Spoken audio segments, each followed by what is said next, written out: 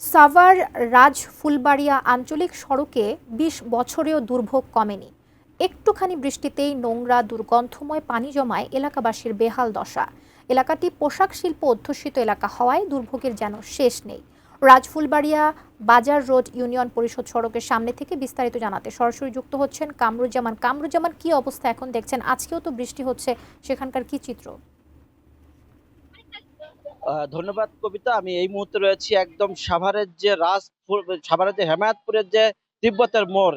এখানে কিন্তু আসলে সামান্য বৃষ্টিতেই কিন্তু পানি জমে, এছাড়াও কিন্তু দীর্ঘদিন যাবত কিন্তু এখানে যে পানি জমে থাকে। আমি আপনাদের একটু দেখাই যে আমার পেছনেই কিন্তু একটি স্কুল, আপনি দেখতেই পাচ্ছেন। স্কুলের যে বাচ্চারা তারা কিন্তু এখানে দিয়ে প্রতিনিয়তই এখানে প্রায় শত শত স্কুলের বাচ্চারা কিন্তু তারা এখানে সাফার করছে প্রতিদিনই, কিন্তু এখানে পানি জমা এবং হাঁটু পানি প্লাস।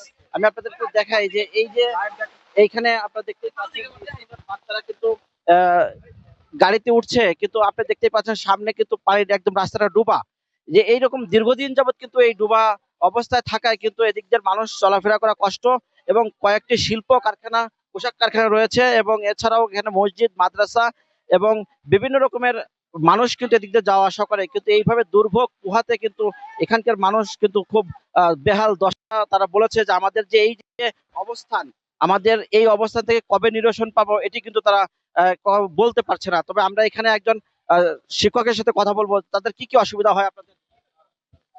আসলে এই এই রাস্তাটা আজকে 3 বছর ধরে এই অবস্থা রয়েছে। এখানে হাজার হাজার শিক্ষক শিক্ষিকা এবং ছাত্রছাত্রী যাতায়াত করে। সাথে সাথে এখানে অন্তত 8টা থেকে 10টা ইন্ডাস্ট্রি রয়েছে, শিল্প কারখানা, যেখানে কয়েক লক্ষ কর্মচারী রয়েছে যারা প্রতিনিয়ত এই রাস্তা থেকে প্রতিনিয়ত যাতায়াত করে।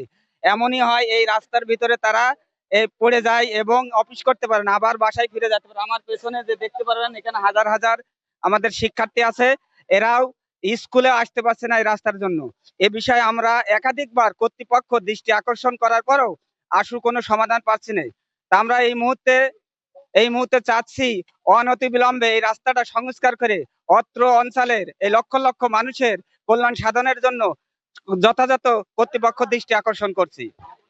শুনছিলেন কবিতা, আসলে এই যে দীর্ঘদিনের যে জলাবদ্ধতা এবং সামান্য বৃষ্টিতেই যে এরকম রাস্তায় পানি জমা, এটি কিন্তু আসলে এই এলাকার মানুষের একটি দুর্ভোগে পরিণত হয়েছে। এই ছিল আমার কাছে সাভারের